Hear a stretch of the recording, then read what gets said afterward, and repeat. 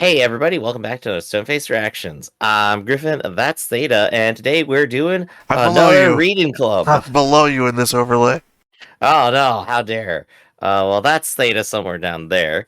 And we are going to go ahead and be reading and or looking at Yushura's Amusement Park #1, a novel version original episode.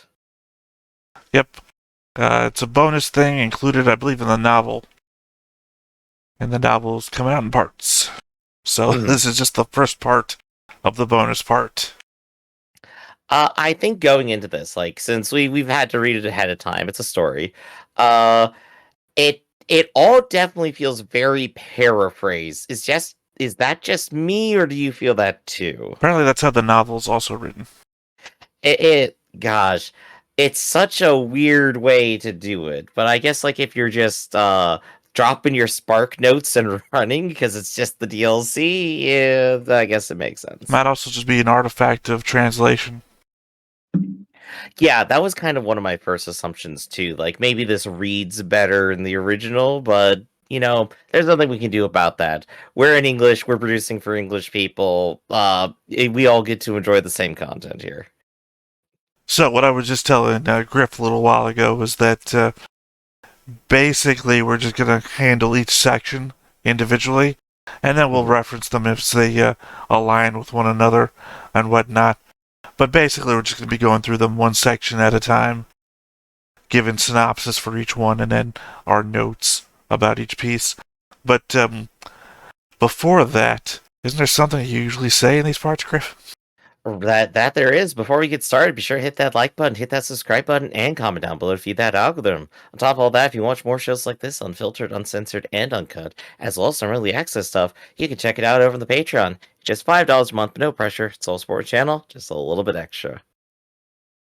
All right, so before we get into the first section, I think the first thing that we need to handle is the "This is and is not Cressida" from William Shakespeare's Troilus and Cressida. I don't know how you say their names because I've never read this or I seen a guess it'll be play. Troilus is my assumption for pronunciation. Because my only notes on the matter is Cressida is a Trojan woman in medieval romances who first returns the love of Troilus, but later forsakes him for Diomedes. Troilus is the son of King Priam of Troy, and Diomedes is one of the Greek heroes of the Trojan War. So my Mhm. only read of putting that at the very top of the story was the implication that, and I might just be dumb, and I even wrote that in my note to read out loud, and Mhm. I might just be dumb, quotation marks, is that the new character of the story was in love with Murine, but will fall for Suletta instead. Having read the story, I can definitely say that congratulations, you were 100% correct. Well, I mean, we don't know that for sure by the end of this story. That's true. They don't explicitly state it, but I think even in like this very abstract kind of version of things that we're reading here, I'm definitely reading that as straight up text. It is 100% there. But let's go ahead and talk about who we're talking about first. Go ahead and give our synopsis for training. All right. In this chapter, we're shown that Murine and Suletta are at the start of their relationship and are bickering over minor things, like Suletta's constant need to apologize. We're also shown a school-wide test that is designed to be able to put each student's individual learning curriculum to the test in a 5-hour space survival emergency. Murine and Suletta team up in a pod together, with the end result being that they are technically good at what they do, but suffer from poor communications. Nika and Chuchu are also on a team and seem to do well together. Which is kind of like an adorable little side thing there. I kind of like that it's implied, like, yeah, no, they're totally friends. They get along. They're fine. And it's really just kind of Bjorn, who's very difficult to communicate to. She is the problem child in this scenario. I do like the best visual imagery we have of this, of Suletta and Bjorn attempting to heat up soup in zero Heat up G suit. inside, yeah, soup in zero G inside of a helmet. And honestly, A still frame of that would honestly make me very happy because it is the goofiest thing I can imagine. I mean, it just And they don't succeed. reminds me of the IBO image of, the helmet full of potatoes. Oh gosh, yes. But at least that was like in gravity. It's just like, yeah, no, I didn't have a container. Well, I mean, to your comment about Mjorn being the out of place one, you gotta remember, in order for her to be effective, as we've both seen in our last recording about milking a goat, and the other, episode 4 was it, where she has to be Suletta's mechanical side person, that she has to read a manual to be good at anything off the bat. She didn't have the chance to do that here. Ah, true. But she did tabulate the resources. So she, like you said, they're good at what they do. They're just bad at talking to each other. And I believe they get a below average score overall. No. They passed fairly well. They did really good at what they were supposed to do. The piloting and resource management. They did above average on cooking somehow. And then they got really bad on marks and communication. So overall, right. positive, slightly negative, still comes out positive. And I think the important thing here is that at the end, Mjorn writes herself out of the story by walking away and does not appear for the rest of it. This is literally just setting up the grounds for what's about to happen next. Well, actually, it's Suletta that writes Mjorn out of the story. She just mutters and walks away, seemingly annoyed. Right, but the fact that Suletta writes her out doesn't come out until the next thing, so... Okay, so let's go ahead and continue to the next part. Well, no, I haven't even covered any of my shit yet. Oh, okay, I'm sorry, I thought... No, I figured you were throwing all your stuff out there. I've got mine written down, so I was letting you, off the cuff, your stuff.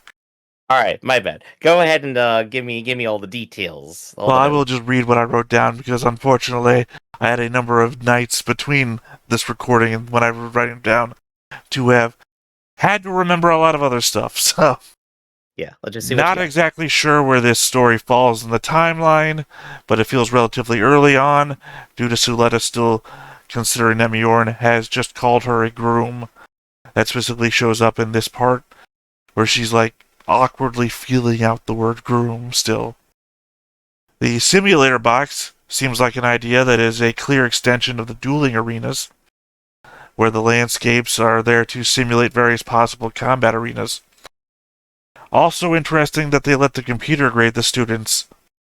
They mentioned that in the... Sometimes my synopsis fail. I've already said that. Yeah, I think like the exact line they have is like, "There's no way a teacher could grade all of these students," and I'm just like, that's definitely what I would hear from every single teacher ever. None of them are gonna want to do it. Yeah, but it's like, are there really that many people at that school? I thought it was like highly exclusive. It seems like there's like 10 people per house. There's like 40 students overall that we've seen. No, we've seen like very first episode when they're all getting off the trains and everything. We see a whole mass of people. Yeah, I guess it's just been a while since we've seen a specific crowd. Well, it's also a massive place, so it could be that they're all spread out across the entire facility. Yeah, it's not very dense, is what it comes down to, even if the number's large. Well, I mean... So continue. We haven't reached it yet, but we know it's larger than 10 kilometers based on this story. So, we've seen ghouls augmented Delancia with some sort of AI, and the Harus seem intelligent. So, I guess it's not beyond their scope of their technology. This is what happens when I have a continuing thought and we have a whole discussion between it and the last thing. Sorry, my bad. Though it is hilarious to consider, like, the computer graded you bad at communication. I mean, a small hint to the future that Suletta has to get Mjorn to put her helmet on, just like her dad would later have to do in an actual emergency come episode 12. So, a little bit of foreshadowing here, depending on when you read this and when you watch the show. Suletta's knowledge of rescuing people in space from back in Cradle Planet, oh look at her calling back for, seems to be on display in this section. There's also another call to one of Mjorn's skills from episode 4, which I think is what I just mentioned, when she does the whole, reads a manual one day, helps Suletta out with masterful knowledge. Like she has an eidetic memory or something. Yeah, she is smart, 100%, period. Even if she doesn't have, like, special eidetic memory powers or anything. Right. So while you're taking a drink, any other thoughts? No, I think I've concluded most of this. This is just a very short, simple, very isolated chapter. All right, what's the next chapter called? Our next chapter is Yushura MIRZAKHANI, who is, of course, the character we'll be introduced to, who's going to be leading the plot from here. Go ahead and give the synopsis first before we start giving some thoughts. I will say, just in case, because I don't remember, some of these synopses might include some of my thoughts in them because I tried to keep them separate, but who knows? I was tired. It's all fine. After the test, Suletta goes off alone to a cafe where we're introduced to a character that superficially looks like Miron. They have a chat, and we find out this person is a childhood friend of Miron's named Yushura. Whatever you said their last name was. I wrote it down, but it's, to me, impronounceable because I am not good at that language. Fair enough. She was also wearing a disguise that used a blob of pharaoh hair to change her hairstyle and color. Pharaoh hair is actually a product designed for mobile suits, they say, but it is all we get on the subject in this chapter. Yushura says that she was here to prank Miron, but Suletta is doubtful due to the number of enemies Miron has. I wrote that weirdly, so sorry for the pause. Yushura shares an image of them as children, then reveals an as-of-yet unknown function of the handbook to show shared friends after exchanging contact information with Suletta. We are then introduced to the fact that Yushura is extremely weak, using a haru atop a walking stick to get around assisted gravity environments, while also seeming to fly in gravity-free ones. Suletta is giddy at the show, and I guess I missed the part there. Yushura flies around with the stick in this zero-G area, which is why Suletta is giddy at the show. And Yushura decides to stay and talk with her, rather than going on to meet Mjorn when her butler Yaya arrives to take her. So what strikes me about this chapter is that it is very silly, and I think probably introduces like the general silliness of Yushura that she brings around with her. But it drops so many random new details about the world like all at once. Least of all, of course, mutual contacts on Discord. I mean, which it is a silly one, but we get there is metal that can act as liquid, and they're definitely setting that up for Gundams and probably like a Terminator Gundam in the future. We got like a Terminator 2 Gundam. We have the robot mobility aids flying around, and Butlers! I didn't know where you were going. I'm trying to anticipate. Sorry. I'm trying to figure out where I'm going to. But yeah, the robot mobility aids, which is like a thing we hadn't particularly seen done yet, but like makes sense as an extension of things happening. And in terms of character development, like a magician, I think is definitely the most telling of the vibes. Gets said way too many times too. Yeah. It gets said way too many times, but I think that just kind of reinforces it that Yushura is very much a Willy Wonka character. The more and more we learn about her, and the more she acts. You're throwing that out before I can. I don't say it in this section, but somewhere in my notes, I do say something about Willy Wonka. Yes, and I'm going to go ahead and say it again once we move to the next chapter here. But do you have any further things to add about like this particular section?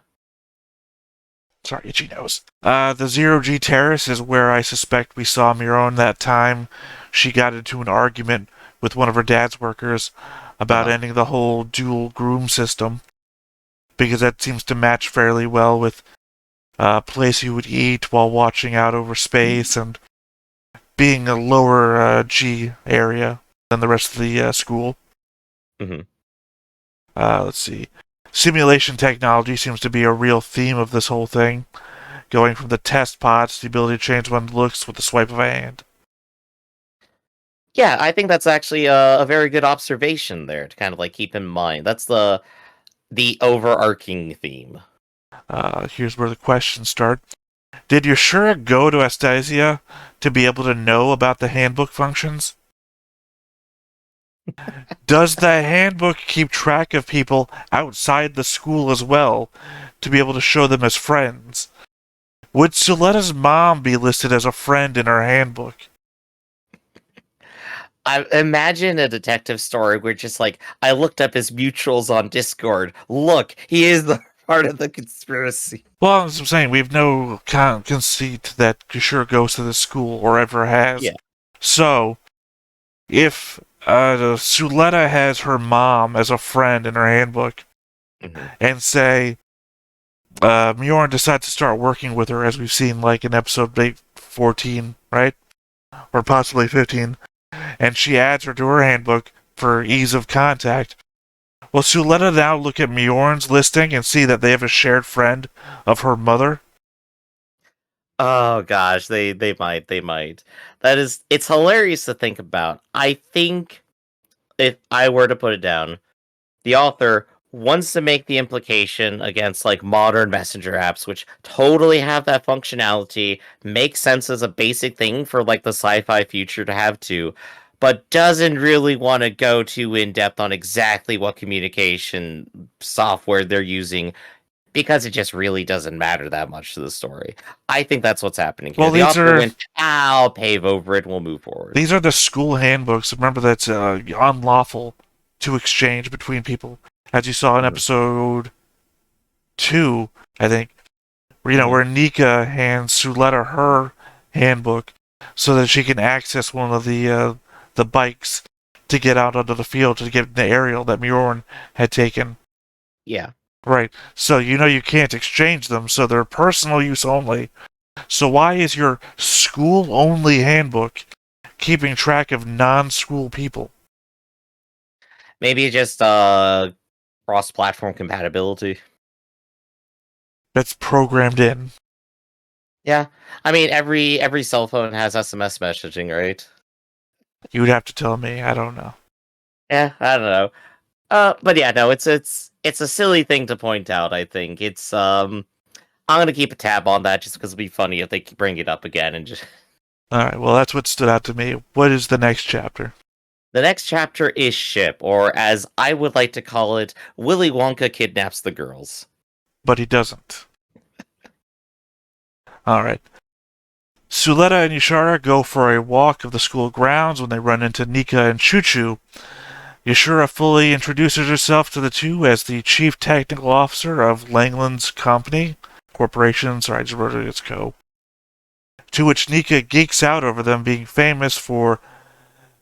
God damn it, I had this right this last night when I was reading it to myself. Magneto-hydrodynamic technology. As a show of ability, she uses the blobs again to switch the two girls' hairstyles, Nika and Choo-Choo. Switching them back, she notices Suletta's white uniform and cracks a joke about it that Suletta does not understand. Nika explains that it means that she is the best pilot in the school. Questions start flying, and it is explained that Mjorn was on the line and that Suletta is now basically her groom. Yushura congratulates Suletta, but asks if she is actually happy about it, staring at her before asking if she actually cares for Mjorn. Deciding that Mjorn's friends are more interesting at the moment, she invites the group to the port to see her ship. Her ship is described as overly flashy and larger than necessary, with room for a mobile suit in the back. Yushura invites them all on board to go see her front. There is some hesitation, but the group eventually decides to go. There we go. So let's see. Where would I start my own thoughts on this? I think it is interesting in particular that we have Nina, Choo-Choo, and Suletta. And from the future chapters, we just get a lot of them hanging out having fun. And this is kind of like the start of it. I don't remember like a scene in the series where just those three characters are like alone in a room or something talking with each other. It makes sense. They're all friends. They're all mutual friends. But this is like the story overall here is interesting to me just because we get a moment of the three of them going on an outing together and having a lot of fun. The second thing I would note is Well, wait, before you go to the second thing. The thing that you just mentioned, so close. If you remember, they've done sleepovers where there was just 2 extra people. Right. Very close. What I'm saying is, I like their friend group, and I want to see more of it. But the second thing on my mind here is that the timing of things is interesting. They're going to school, presumably they're on some kind of schedule, and they want to go somewhere and go back. They're being offered to go to another satellite somewhere, and the only time we've seen people travel through space, it's like on a day timer, right? At the very least. I mentioned wanting to do this before, but I couldn't find enough evidence to make a solid image or whatever for it. That they list the Lagrange points of certain fronts, which denotes that they exist within a certain orbital radius around the sun. That some of them are obviously closer to Earth, and some of them aren't. But it does behoove that they follow these the 4 typicals, which is to say that a bunch of them are probably just all around one another. Right. I think that would make a lot of sense in towards explaining this, that we have a neighborhood of satellites that you could probably get to and from faster and do like these day trips to. It's not expressly stated, but I think that's a good observation to make. You have a lot of notes. What do you got? Well, this does follow on to the goat milking thing from last time, where 2 of these characters were also just hanging around there too together. My first note is, does this suppose that Nika and Chuchu have a closer friendship than ever really explored on screen? Mm-hmm. Other than this, they aren't really shown alone together on screen, but just the first, just with the rest of Earth House. I think I get further into this thought in later notes, so I guess we'll hold on to that. This also feels like our first insights into Nika's professional interests, namely the newest technologies, as opposed to her political and humanitarian interests that take center stage for the show. Yeah. I think the first chapter also indicated that she's also a mechanic when she's hanging out with Choo-Choo inside the simulator pod. So there we go. She's the mechanic. She's interested in these things. She's researching. Well, yeah, we know Nika's good addition. We know Nika's a mechanic and that Choo-Choo's a pilot, because most of Earth House is mechanics for some reason. But the funniest thing is, I just don't ever remember Nika working on anything. Oh, because she has too much of the political stuff. Like I said, yeah, this she's is the too first busy time doing other things. This is the first time we get to see her, as described, her nerdnik side. But let's see, where was I? I never thought about it before, but do you imagine there is a character in the background we haven't noticed before? One with a special uniform saying that they're the best engineering student or at the best at business management. Oh my gosh, there has to be, right? Like, this is this highly competitive school environment. They set up the best duelist, so the best duelist has to have the best business manager and the best mechanic. Yeah, no, that they got to be there. Do you have a business duel? How do you do that? We haven't noticed do you, them in try the to balance an background. accounting sheet? So, like, best business management guy is, or girl has to be like a tuxedo or like a black and white one. Because when the pilot gets the whole white one, you gotta have like a full black one. It must be business management. Mm-hmm. Their normal uniforms are what color again? Green? Blue? I forgot. Blue. So maybe green for engineering? I don't know. Yeah. I think definitely none of the cast qualifies for best engineering as far I'm really best after best business, I mean. Mjorn isn't best business? Mjorn is definitely not, because until the first season, she did not care to try to interact with literally anything. She's trying to escape. Right. She's only now started trying to get better, so of course she's not going to be top in the charts. By episode 8 or 9, she's literally the only student that we're aware of that's literally pitched her own business to literally like a Fortune 500 group and gotten it funded, is actively going to the head of the Benner group for advice. How is she not in charge of best business? Look, we just cut away from it too soon. Right after her pitch, the guy another guy came up and like pitched like Snuggies or something, you know? What if the outfit she's wearing in episodes like 12, 13, 14, 15, that dress, Yeah, what if that is best business? maybe. Gosh, no, it's just fun details I wish they had, right? Fun details I wish they had. I'd say somewhere in the background, there's got to be someone wearing a different outfit that represents best. Mhm. We got our best. We're just focused on our best pilot. There's got to be a best business out there somewhere. All right. So you got anything else after that one? No. All right. So now we're going to Lapis Garden. It's theme park time, everybody. Alright, the four of them board the ship and get assaulted by chair drones. It's not what. They don't literally get assaulted, it's just the way it read to me. These people are attacked by chair drones that force them to sit. Suletta does the anime thing of having her stomach rumble loudly enough for everyone to hear it, and Yushura summons Yaya to make food for everyone. What comes back is apparently confusing enough to make Suletta question if it is even food. Stuff floating around in sparkling jellies is what I wrote down. Suletta mentions that Mjorn is growing tomatoes, which catches Yushura off guard. As they approach the front, the viewer is changed to an external view to show a parfait-like asteroid, at least 10 kilometers long. 10 kilometers long.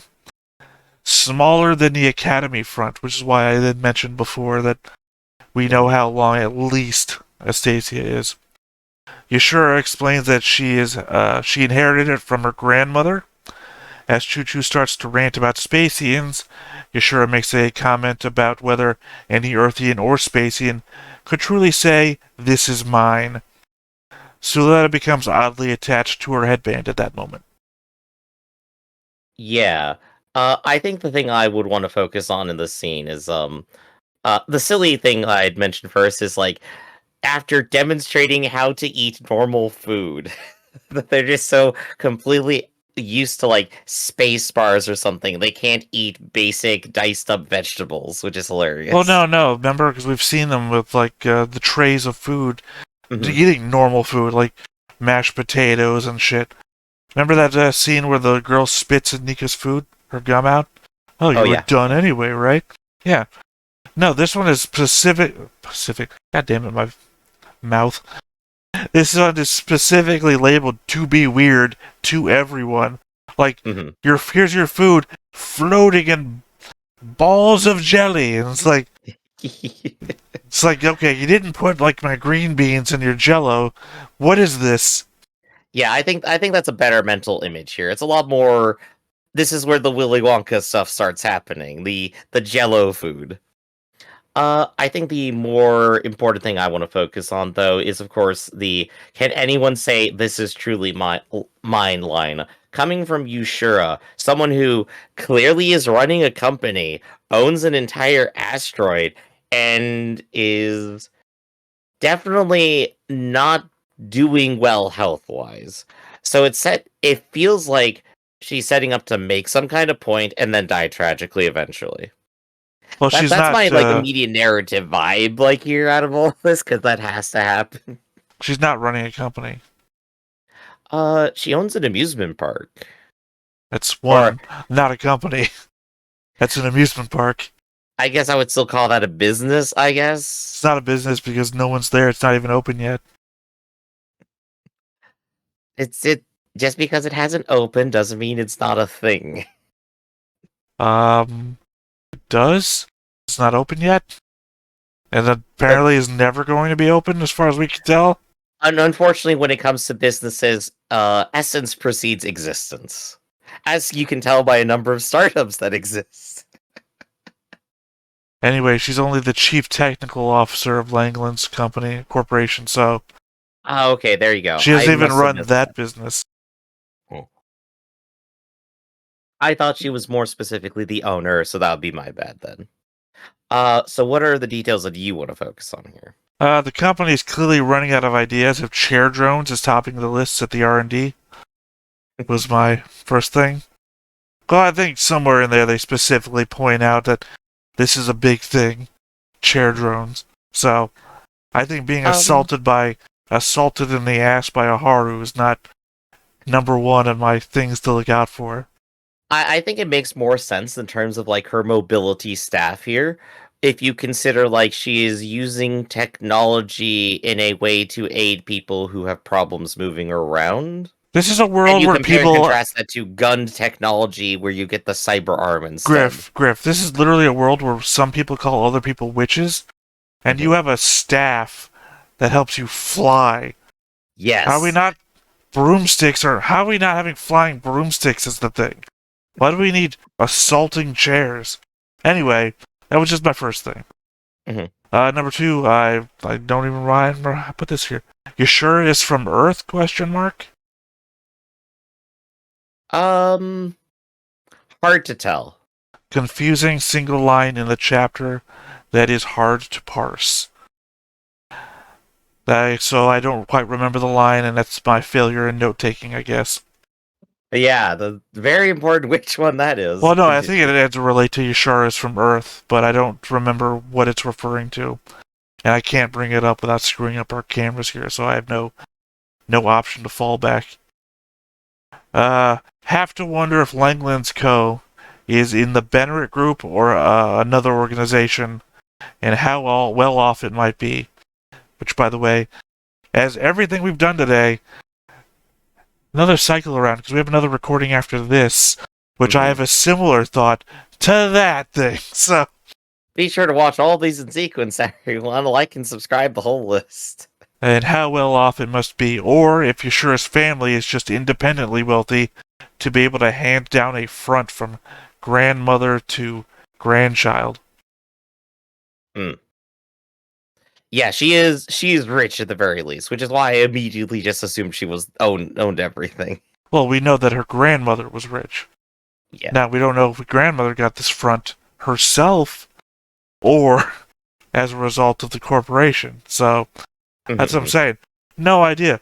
Grandmother could have had a thing for amusement parks. You know, got in with the kid now has a thing for amusement parks. So I'm going to hand this down to my grandchild, because nobody else is going to appreciate the wonderland that I've built. Right.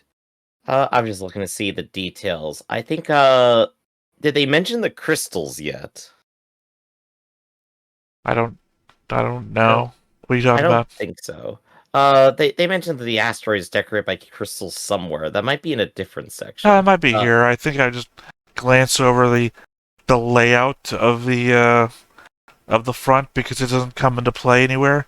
And the only important thing that I've found about it was literally that it's both 10 kilometers long and smaller than Astasia. Yeah, there it is. Bright blue-white gems atop white rocks. I was wondering for a bit while reading this, like, wait a second, are these, like, crystals on this asteroid, like, a natural formation of some kind? Yeah, If like so, a space geode. Fascinating. Yeah, like a space geode. Are they, like, significant? Is there going to be, like, a detail that they're very important with that comes by later? I'm leaning towards not at this point after having read the whole thing, but it's an interesting detail to maybe keep in mind. Well, I mean, we don't know what's coming up at the next... True. The next release. For all we know, it could be 8 chapters about the crystals. Yeah. That's when the crystal men started coming out of the front, saying, brush your teeth or you'll get cavities. So, I think that's it for that chapter, right?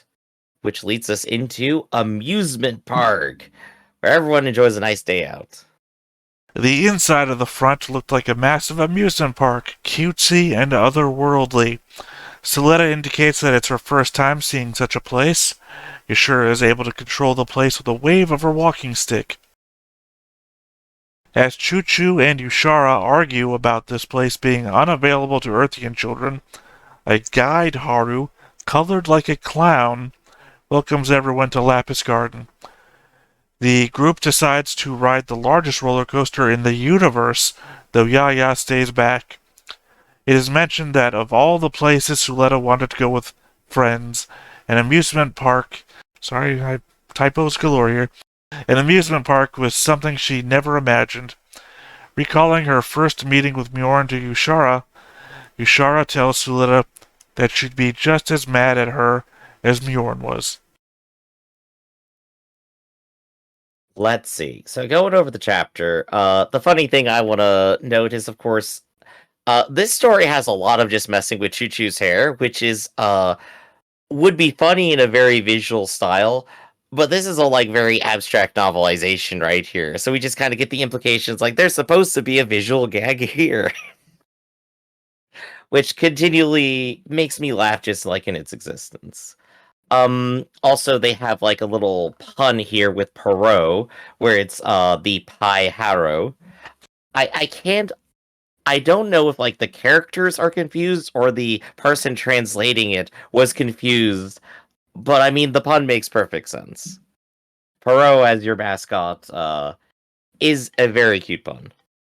But they all go on the roller coaster, and it says even Choo Choo and Suletta, despite being pilots, were worn out. I think at some point they also say it is the largest roller coaster in the solar system. No, I literally just said it in my synopsis, Griff. There you go. It says universe, not solar system. There you go, universe. Well, that's a bolder claim that's harder to prove, but yeah, just one paragraph up there. That is a huge roller coaster then. Is this like a 10-kilometer long, like, wrap around the asteroid thing? If so, I want to see that visualized. Maybe someday. As soon as we get goat milking. What have you got? Well, this is where I bring up the Willy Wonka stuff, too. The feel I get from Yushura up to this point is a mix of Willy Wonka and oddly a sense of Perot from that one Cowboy Bebop episode. If you recall what I'm talking about. I'm not sure. I do remember there was like one amusement park episode of Cowboy Bebop. The one where the madman, like, God, he's like psychologically abused or whatever, but not so much looking to that part, just like the feel of him when he starts spinning around in midair with his walking stick and everything like that. I think I know exactly the character you're thinking about. He's like a bit round or something, isn't he? Well, he gets round because it's like wearing a super high-tech like battle suit. For some reason, that just makes him like that, yeah. So no, the feel of him just laughing and floating through the air with his stick that lets him just do whatever the hell he wants. It's funny to consider since the guide Haru from the chapter shares the name. So that was an unintentional thing because I was thinking about it and then I read Perot anyway because he's just there. Not much else to take away from this chapter other than the fact that Mercury was so dreary that the concept of an amusement park never even entered into Suletta's head. It honestly makes sense knowing what we know about Mercury so far. One could suppose from a reading of Cradle Planet that the only entertainment she had was the game she played when she was very young, but it also suggests that she never watched any broadcasts or took any media in which such things were present, which we now know was wrong because we just rewatched Cradle Planet earlier. Well, we had already read Cradle Planet. We watched a 31-minute retelling of Cradle Planet where she watches movies, reads books, and watches anime, none of which apparently had amusement parks in them. Gosh, no amusement park anime. How could you? I think my final thought here, if that's all of your notes, right, would be Yaya basically having like no real role here except as stoic bodyguard, but it is amusing just seeing them like stoically being on a roller coaster ride. No, Yaya sits back, didn't they? I think they got dragged onto the roller coaster ride and were forced to pretend they aren't enjoying it. No, I'm pretty sure most cases Yaya doesn't go on any rides. Right. But Yaya is just like this very background element to all of this. Yeah, no, it says right there, Yaya stays back. Okay. I kept it in the synopsis, so apparently it's true. Our next chapter here, though, is No Going Back, where stuff starts to heat up a little bit. Nika starts getting anxious about getting back in time, but easily gets distracted at the prospect of the front having a mass driver. Suletta then notices Yushura giving her the 1,000-foot stare, at which point she says she knows she is the... Sorry, I thought I missed a sentence there. At what point she says she knows she's the holder, and that she's Mjorn's groom. She only went to the school just to meet Suletta. Yushura challenges Suletta to a duel, and then starts into her backstory, saying that she was once Mjorn's bridegroom as well. Yushura accuses Mjorn of breaking the promise she made back when they had their picture taken together. Yushura states the terms of the duel as bridegroom status, as well as all three of them staying on the front forever, versus ownership of her ship. Ownership of her ship. Nika makes a fuss, and Choo-Choo tries to get physical, but Yaya stands in her way. Yushura warns her that Yaya is her bodyguard and trained in martial arts. Choo-Choo tests it out and gets bodied fairly quickly. Rotated. Yeah. Yushura challenges Suletta again, and Suletta agrees, only in the case of Yushura sending her friends home and taking back what she said about Mjorn. Choo-Choo, indignant at how she's been treated, says she'll fight too in order to get back at Yaya. There you go. So this is definitely setting the grounds for all the drama. I do love the first paragraph imagery of Choo-Choo saying she's always serious and then diving into a bowl of ice cream and, quote, probably having the most fun of them all. It is very adorable to see them just like interacting, having a good time, and just being friends. Well, because she comes from a contrast with the immediate. Because she comes from a hard work labor area, so it's like I don't anticipate up until like Astasia, she probably had any access to ice cream. Mm-hmm. And what like the big focus of this chapter is definitely on the drama. The thing that sticks to me is why is there a mass driver on this? Okay, well, I'm gonna join you in there on my notes because that's literally the first thing that I wrote down. Go ahead and just take it from here. I assume that they mean the front has a mass driver as an engine and not a weapon. It would seem like that would be a massive waste of resources and engine. It would also seem odd that Nika would get excited to see a weapon of mass destruction. Still, they say that a very limited number of fronts have them, meaning a very limited number are able to move out of orbit or defend themselves against large ships. Right, so it is the weapon, and it's attached to the amusement part. No, I think I was leaning more towards it's a movable front, or not a self-defense weapon against ships. Ah, okay, that was just your speculation. Yeah, I don't think Nika would get excited about a weapon of mass destruction. Like, I don't think Nika's getting like, oh, that's how we take out LA. I don't. It seems crazy. It would be definitely a very different story to have this random theme park engineer suddenly threaten the school with a mass driver. I mean, it would be a good use for all those crystals, right? Exactly, which is why I was thinking, like, wait a second, this is all coming together, huh? Maybe there's something special about the crystals. Anyway, I had other thoughts, but that was so immediately aligned that I just wanted to jump into. So, yeah. Keep going. What do you got next? Oh, you didn't have anything else? Yeah, just take it from here. Keep going. Well, no, I mean, you didn't have anything else? I liked the prop with 2. I did my 2. What do you got? It would be insane to think that Choo-Choo and Nico would be stuck on the front forever due to the terms of a duel, not even held at the school. I think it also suggests that Yushura isn't a part of the school if she decided to take the duel this far away from it. Otherwise, Choo-Choo acting like normal Choo-Choo. Yeah, this is normal Choo-Choo behavior. I just can't say, okay, lost the duel, I guess I'm a slave here forever. Right.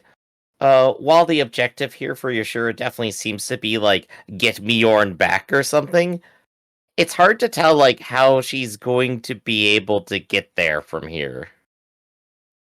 Well, I don't think maybe she just wants to hold everyone hostage or something. I don't think. Yeah, I don't read that into that the same way you do. Or maybe there just isn't really a plan. No, I don't think there is. I think I even talked to you about this before we read it together, because I read this a long time ago, and I think I even told you, yeah, this kind of feels like one of those filler episodes. It really does, especially with this next part here. Did you get all of your notes out? Yeah. Ironically, I think this is my longest section of notes, too. Oh, To the yeah. part you think is the most filler. Prime numbers and UFOs. The heart of the filler episode. What do we got? Instead of having actual duels straight off, which is ironic since we just got done with a goat milking duel from a previous recording to Witch from Mercury, Yushura insists on a three-way match that included Nika and in fact has a series of mini-games. Nika's game is against a depowered Haru in a points-based match on picking the highest prime number. They have a discussion about the philosophy Sorry, this confused me a hell, so even the sentence about reading it is confusing me now. They have a discussion about the philosophy of who wins that I honestly didn't understand, as it seems to be a very simple math-based game. So I just want to stop right here in the middle of the synopsis. Did you understand what the whole point of the philosophy of who wins thing? I think what it's supposed to be, because it's like so abridged, is it's supposed to be trying to analyze what Yushura's perspective on things is via what this game is, which is honestly the prime number game that they have where they jump up and hit a balloon is either you're likely to maybe get something and you're just guessing like what your chances are, or you're just kind of doomed to take whatever you get. Yeah, as I The said, game is totally random and there's no way you can really win. except that it's not because it's a very simple math-based game. But as they indicate, who's gonna know to touch like a prime number with 4 digits? Only the machine could possibly do It's that, a which is what depowered everyone is Haru. complaining about the whole time. But it's a depowered Haru. Like, I think I covered this already. Niku and the Haru go back and forth with the Haru making human-like mistakes. Because again, it's depowered. But in the end, Nico wins by complete chance. I believe it's a balloon grazes her forehead. Right, Again, which I guess goes back to the probability theory or fatalism thing that they mentioned. I think my problem with the whole point right there, I'm not done with the synopsis yet, but I just want to carry this through. One of my favorite books from the Incarnations of Immortality series is on a pale horse, where our main character gets stuck in a hard-to-win position, and literally thinks out in his head I think they cover like 4 different ways of thinking about things in order to solve a problem. And he goes through that kind of thing because he's in a scenario which isn't a simple math-based problem. Literally, they don't deal with anything harder than addition and subtraction. So the inclusion of the philosophy of who wins into a addition or subtraction problem was very much, I don't know, like elementary school anime to me. We're gonna go JoJo's on this. Like, yes, I must calm down by thinking of prime numbers. We'll come back around to this. Let's finish the synopsis first. Choo Choo goes off to face against Yaya in a zero-G game of UFO paintball. Yaya has better output to compensate for Choo Choo's better piloting.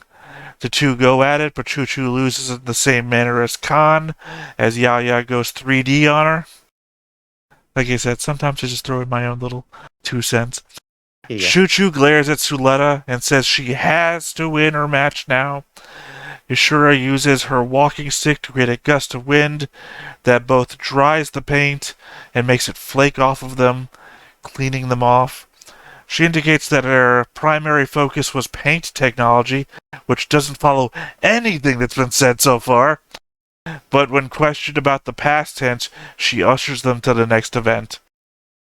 Because, Pharaoh hair technology indicates magnetics. Magno-hydrodynamics also indicates magnets. Not paint! Right. I think what they're really trying to say there is that, like, the product itself was a focus on trying to figure out how to paint things with technology, but it just said very poorly. That's all. Anyway, your thoughts. My thoughts is that the number game has way too many words describing very precise things that are happening when everything else has been so abstracted. And combined with the fact that, like, maybe a lot of that doesn't matter and they should have spent more time talking about, like, the theory of it here, because that seems to be what the point they want to drive home with it is. We're supposed to try to get a look at what Yushura is thinking about with these games. Meanwhile, we get like the second game where she's continuing to rig it to try to make it fair, which is, I think, also another look at the way she's thinking about these things, or maybe just how she thinks in general. She wants these things to be even fair duels. In the number one, anyone could win, and it doesn't matter. In the UFO one, she rigs it. The funny thing, of course, is Choo Choo getting covered in paint, and then everyone trying to help and also getting covered, which is just kind of a funny image. This is again more filler episode, and Choo Choo's the punchline. Well, I think it's funny that you call it the heart of the filler, because I think it's literally the most important of all of the chapters of this entire story. Right, it is the most important part of the filler, because it has the most content, necessarily. No, I mean, I don't even mean because it's the longest or anything. I think but go ahead on yours. It behooves the most background, most story, and it also fulfills my, it finishes my ship, I think. I don't think it's a ship, though, because I think it's real, but I'm going to call it a ship because it's not official, because this is bonus. But I'll start with the first bit. We lean back on the concept of AI interaction again, just this time instead of an AI doing what a human couldn't, it's a Haru being limited to what a human could. Mm-hmm. In the case of Nika's match. Okay, no input on that. Moving on to the meat and potatoes of character interaction and the ship. Once again, I have to wonder if there's a Nika-Choo-Choo relationship being hinted at here. Choo-Choo looks so cute, someone says, and she reluctantly agrees. If we think that someone might be Nika, that it even further solidifies that this relationship might be something more. Nika is even the first one to rush over to see if Choo-Choo is okay, even getting paint all over her uniform without caring. You know, we're building some evidence. Do you think maybe this is just a plot line that got dropped because there wasn't enough time in episodes? Well, let's see. I referenced something back in our last recording of two characters mysteriously in that audio thing who just hanging out together, only the two of them, and then when they appear. It's weird. It's like, in the side shit, Nika and Choo-Choo are a couple. We get to go ahead and put this into the they were roommates bucket, I guess. I literally had that thought that was going to come up, that we were going to pull the Sympho Gear thing. We could also be more precise and say, maybe Nika is really just Choo-Choo's mechanic, and that's why they're hanging out all the time. Wow, you ruined that in like one sentence. I sure did. I will honestly say I did not consider that, but I still think I'm on board with this whole, Choo-Choo looks so cute. Who said that? Right? Because the story doesn't say who said it. Someone says. But who's the first person to rush over? Which means the first person who noticed they were covered in paint. Anyway, that's just the halfway point of this comment. The past tense of the company research might also indicate that something has happened to change everything in Yushura's life, and that everything that is happening might just be the last ability she has to maintain a hold of the life that she wanted to live. And I put parentheses over this for some reason. Maybe even a grasp at the hold of Bridegroom in order to get the shares of the Benneret Group in order to keep the company's financial head above water. Yeah, there's a background here that we're not quite getting, but the fact that she seems to have several things that are oriented towards Gundam technology and is running an amusement park. Well, not Gundam technology, mobile suit technology, my bad. It definitely indicates something drastic has changed here in one way or another. Well, I think when I brought up the whole Bridegroom thing, it's because the thing on my head at the time was a Shadik speech, I think, where he mentioned that if one person marries Mjorn and then they take the shares. Oh, yeah. If somebody from the top 3 companies marries Mjorn, taking their shares from their companies of the Bennett Group and added it to Mjorn's shares, they would have a controlling stake in the Bennett Group, as opposed to if Suletta did, because Shinsei is a piece of shit and doesn't have any shares whatsoever. Mjorn's shares alone would not give her a controlling interest in the Bennett Group. Right. So, assumedly, if Lang, her corporation, has any shares in the Bennett Group and she marries Mjorn, then perhaps this is her way of rescuing her company. Because everything she ever mentions is past tense. This isn't what we are working on. This is what we were working on. Right. And I think the business side of that is definitely interesting to contrast with what seems to be initially the very personal side of it, as of course indicated by our Shakespeare quote at the top. Right. Let's see, is that it for that chapter? Yeah, for me anyway. All right. In that case, let's go ahead and move on to Container. Yushura takes Suletta by the hand. Oh wow, the voice is already starting to crack. Yeah. Doesn't bode well for the next recording. Yushura takes Suletta by the hand and brings her to a zero-G dome, where she flies with Suletta like they were in the first Superman movie, because that's the way it's literally described. Okay, they don't use the word Superman movie, but they describe it the same way as Lois Lane flying next to Superman in that movie. In the center of the dome has 2 large floating objects that everyone instantly recognizes as mobile suit containers. Suletta is unhappy that she doesn't have Ariel, but Yushura says it's fine since both suits in the containers are prototypes anyway. Yushura is nervous since it's the first time she's shown anyone outside the company these suits. Yaya informs Chuchu and Nika that the suits have been set up with controls similar to the school's rules for dueling, and that the beam output is reduced to its lowest level, so that even if they got hit, it wouldn't be an issue. The pair try to argue, but Yaya tells them that medical teams are also deployed here as well. Yaya mentions wanting Yushura's desires to be realized. Suletta peers into the container and gawks in wonder, but we never get a reveal of what is inside. Right. They have 2 weird prototype mobile suits, and they are about to fight with them, but next time, because it just ends right there.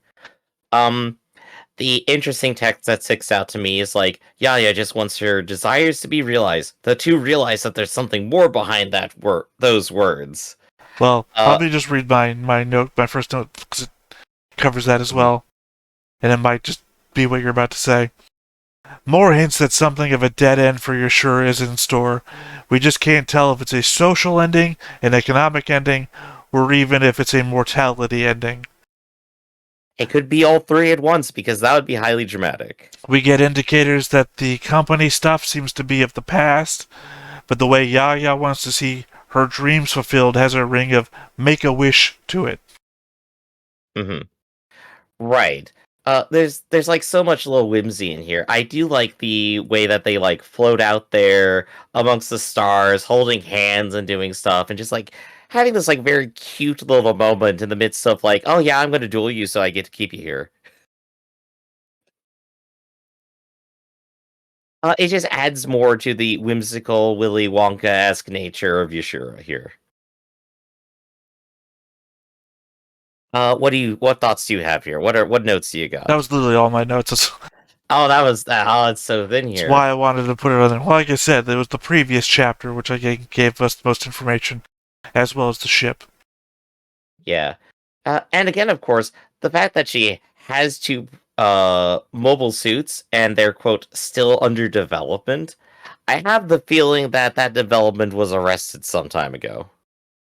Actually, funny question. Do you think that they were doing more military technology and research before, or do you think they're moving into that now? I don't think they are at all. If I had to guess, it's probably like... I assume that these mobile suits either spit paint or water. They are going to be firing beams, apparently. I understand that, but what Yaya says doesn't also have to be true. That's also fair, yes. Remember, this is the company that handles paint.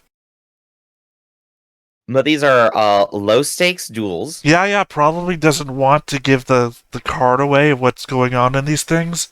So he's like, don't worry. Literally, nothing can hurt you here. And even if somehow you got paint in your eyes, we got medical teams on staff, nothing coming out of this shit can hurt you. Like, Which is actually funny because I was getting like the empty amusement park vibe out of all this. Like it's 4 people in an amusement park that is completely closed off to the public. It's like no, there's staff hanging around. Don't worry. Yeah, the next thing is first 6 chapters something bad happens, and Yaya takes off her mask and it was Delling Rembrandt the whole time. I was imagining more just like they have an entire scene where just like Choo Choo's injured. She has like a piece of metal sticking out her face. She has to like sit in the office for like a whole chapter just going, it's like, all right, I guess we're going to take this out. No, like I said, I'm anticipating, I don't know. Either it's, well, they've already done paintball. Maybe a Gundam-sized spray water in the mouth and pop the balloon. I think it is. I think it is going to be an actual fight of some kind. But as we've seen before, Yushura rigs things to whatever she thinks is fair. Now the question is, because everything is artifice and not what it seems, and we have that like theme of illusion kind of going on here. Is the pretense for all of this true and honest? Well, Griff, think about it this way: this happens early on in season 1, right? And if Suletta wins, she gets a ship. Does Suletta have a ship by the back end of season 1 or the start of season 2? She's gonna pop up and say like, "I had one in the hangar this whole time" or something. But I think the thing I want to say here is, I think maybe the context of the duel isn't entirely true. I feel like maybe this wraps back around to this was all just a test to see if you were good enough for Bjorn or something. Or did they get sick off of their subpar cooking skills and this has all just been a fever dream? Choo Choo ate too much ice cream and has a tummy ache. She hallucinated all this. No, you're thinking too far ahead. I'm talking about the cooked food in the helmet from the simulation. Oh no! Choo Choo and Nika aren't even there. Suletta just laid out in the infirmary. Imagining them being friends. Oh gosh, in Suletta's mind, she's just shipping them already or something. That's why they spend so much time together. Yes, of course, says Suletta. And that's how we piece together the one big thing of all this that doesn't make sense. How does Suletta not know about amusement parks? And the answer is she does. But in her dream, she thinks she doesn't. She's clearly watched a movie or an anime or read a book where an amusement park existed. Again, you gotta come back to, what's Suletta's favorite anime? Ah, yes, Razefon. You've seen an amusement park in Razefon already. Ah, gosh, dang, you're right. No, I need more wrong answers here. Good wrong answers. We'll come back to that thought later, but that is the end of the story. Do we have any kind of like final thoughts to wrap this up in? What do you think of the story as a whole? Feels like filler, but if it like cements the Choo Choo Nika relationship, I'm down for it. Right. It is filler, but I also feel like at least from like a couple of the chapters, we have so much extra random world building information here where I'm just like, wait a second, these things could come up again and change the context of a whole lot of things. One of the space stations could move. Or be a weapon of mass destruction. One of these two things. Technically, the two overlap really often, honestly. Yeah, I was going to say, a moving asteroid coming at you is probably also a weapon of mass destruction. Look, all I'm saying is the last time we saw Nika, she was getting beaten up by Noria, right? What if Choo Choo rushes in, beats the shit out of Noria to take her girlfriend home? Oh my gosh. Okay, yeah, I'm ready for that episode. Let's do it. Like I So, said, I thought all the story was the only thing I had indicating to that. And then they're together in the goat milking thing, so. victory will not be determined solely by the condition of the goat. So, I think that probably ends it here. Interesting little story, lots of little tidbits, and more stuff to get us excited for everything else. So I think that's where we're going to go ahead and call it right here, everybody. This has been Stoneface Reactions. I'm Griffin. That's Theta, and we'll catch you next time. See you around.